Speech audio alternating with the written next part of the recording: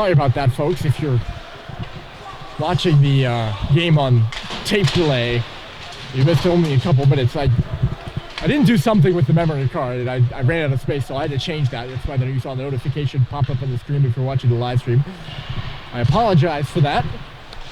It's always a bit of something. I'm doing a lot here, and that means that things go wrong occasionally. It's about being able to handle those, and that one was relatively easy to handle. I know I warned you of it earlier in the broadcast, and I also know it couldn't have come at a more important moment in this game with 4.5 left. In a 2-goal hockey game, St. Paul's needing a goal now to get back in it. Close chance in front of the net. Stanley Bright couldn't get a good shot on. Ong goes down. Bright comes up with the puck looking for Walker Bright. Couldn't find him. Here's Jack Roberts inside the blue line. He'll start Sam Seibold away. Back checkers coming for Berkshire. Terry just barely onside as Seibold puts it into the corner for him. Seibold waiting out front for it. Here's Roberts coming around the cage. They're looking for a shot. It's a sharp angler in front. Loose there. Roberts finds it, shooting! And I think it just got a piece of a Berkshire defender or LaRue. He had some daylight there. Roberts did. And couldn't stuff it home. It'll roll in on Welch. He's got the instruction to hold it. He does just that. That was a great chance for Jack Roberts. And just no cigar. I don't know if somebody got in the way of it or what. Had to have been LaRue, because I saw the puck change directions. The loser of this game plays at 8:30 tomorrow. And for lack of a kinder term, the toilet bowl.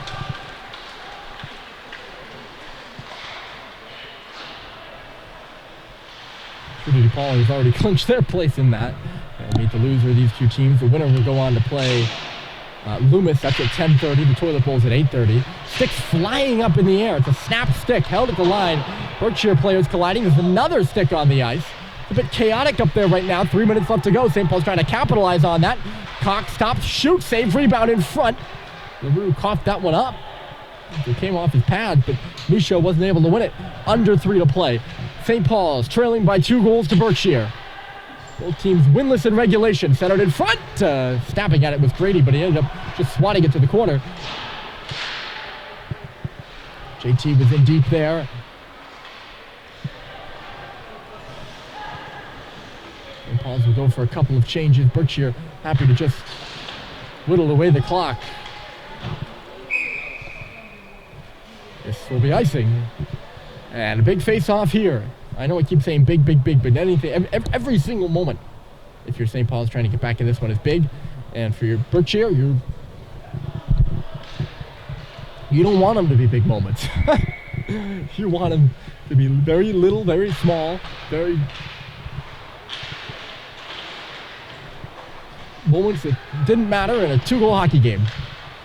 And that one didn't really matter. Good job by Berkshire. Coming into the zone and trying to leave it there with Chandler Marsh. Didn't have anyone to leave it for, though. Boren battling away down below us. Boren comes through it. 2-on-1 down low. Swatted away, though, by Brad Cox. A real good defensive play by 21 in white, who will spearhead the attack for St. Paul's.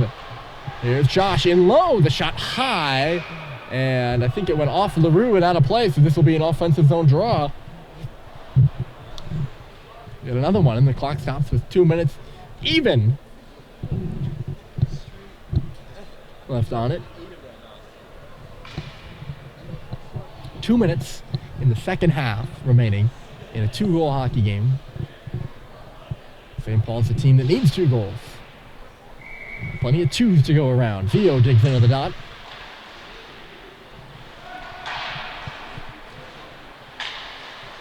Oh, turnover there by Yee. Back into the other end comes Capello. They try to feed it back to him as he went along the goal line. Osterberger could thread the needle. Minute and 40 left to play. Osterberger gets hit. St. Paul's desperately trying to win the puck back, and Osterberger hauling down Vio. St. Paul's go the other way. That could have been interference probably. Josh finds JT across the line. The shot ping-pongs off a leg. Under 90 seconds left to play now. With chip by Josh on the far side. Osterberger corralling with it. He'll send it all the way down the ice. I don't know what the rationale was there. I don't know if he thought there was an empty net or what, but it will be icing. against the Bears.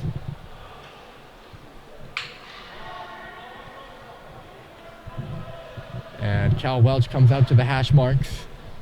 He will... Is he going to come to the bench? 1, 2, 3, 4, 5. And Grady joining the play late as they drop the puck. And they find it.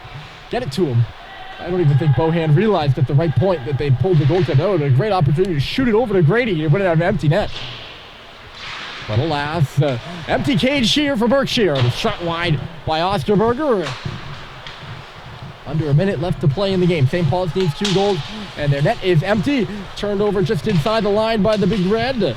Gamble goes it back in low. He had the first goal of the game. Bowden Gamble did, down to 43 seconds left to go. Seibel's pass missing its mark. This puck bouncing high in the air, and it narrowly avoids the empty net. And, ooh, they're going to say... It couldn't have been Bohan who had the high stick. It had to have been someone inside the line there.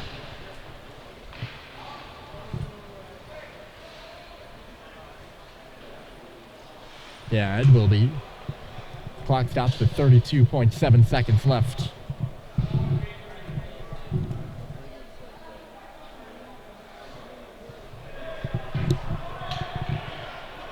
And they are going to say it went off a Berkshire stick, so the faceoff's going to come out of the zone now.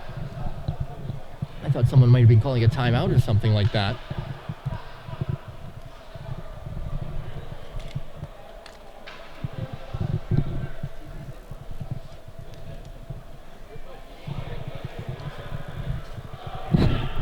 And they're still arguing over this face-off. I couldn't even figure out what it was all about, really.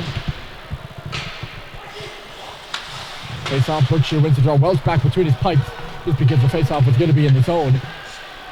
Here comes Terry. Cox has the goaltender's stick stuck between his legs as they got tangled up on Welch's way to the bench. Well, not really going to matter. Cal's stick still lingering in the St. Paul's end. The shot for the empty net, it's in. And I think it's Bourne again, who adds his second of the half and caps this one off with 4.3 seconds.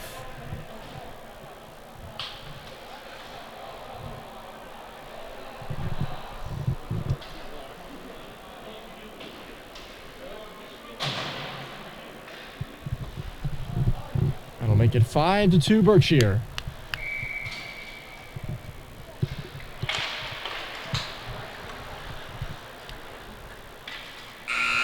And there's the horn. So St. Paul's falls to 0-3 at the Avon Old Farms Christmas Classic. They fall to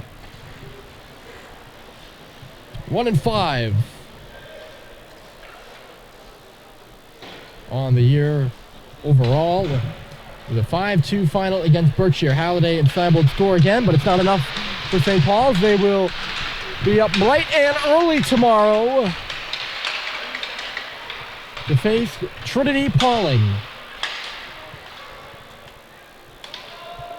in the match of 2 0-3 teams. That's it for us. Thanks for tuning in tonight and throughout the day. My name's Ryan Murphy, signing off from Avon. If you're looking for the Avon Tabor game, that's next. You can go over to the Avon Old Farms website with my good friend Pat Dallahan on the call. I highly recommend you tune in. That game's in 30 minutes starting at 9 o'clock. So have a nice end to your night. But for us, a 5-3 final, or 5-2 final, sees Berkshire over St. Paul's. Have a good night, everybody.